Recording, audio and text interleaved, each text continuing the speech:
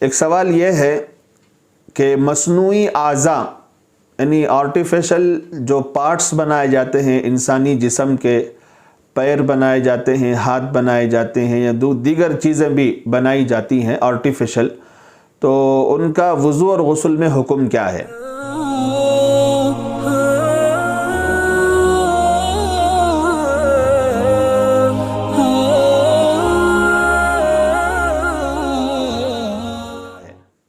تو جاننا چاہیے کہ سرجری کے ذریعے جوڑے ہوئے ہاتھ اور پاؤں وغیرہ کا حکم مصنوعی دانتوں کی طرح ہوگا، یعنی آرٹیفیشل دانتوں کا جو حکم ہے وہی حکم ان کا بھی ہوگا وضو اور غسل کے اعتبار سے۔ یعنی وہ اعضاء جو جوائنٹ کیے جاتے ہیں وہ دو طرح کے ہیں، ایک وہ جو بدن سے جدا نہیں کیے جا سکتے اور دوسرے وہ جو بغیر مشقت کے بدن سے جدا کیے جا سکتے ہیں، الگ کیے جا سکتے ہیں۔ تو اول کا حکم عضو اصلی کی طرح ہوگا،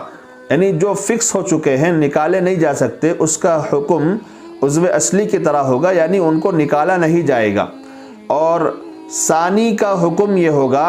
کہ ان کو وضو کے وقت نکالا جائے گا، اور جبکہ وہ اعضاء وضو سے متعلق ہوں، یعنی ہاتھ ہے اور نیچے ٹخنے تک پیر ہے، اگر یہ آرٹیفیشل ہے تو وضو کے وقت میں اس کو نکال کر وضو کیا جائے گا، اور غسل میں مطلقاً نکالا جائے گا۔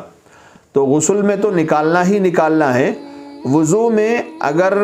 وہ ہاتھ ہو یا ٹخنا ہو تو ٹخنے تک پیر ہو تو اس کو نکالنا چاہیے۔ دوسرا کوئی عضو ہو جو وضو کے دھونے میں نہیں آتا ہو، وضو کے اعضاء میں نہیں آتا ہو، تو اس کو نکالنا نہیں چاہیے۔ لیکن اگر ایسا عضو ہے جو وضو کے دھونے میں آتا ہو تو پھر اس کو نکال کر وضو کرنا چاہیے، غسل میں تو نکالنا ہی جائے گا چاہے وہ کہیں کا بھی عضو ہو۔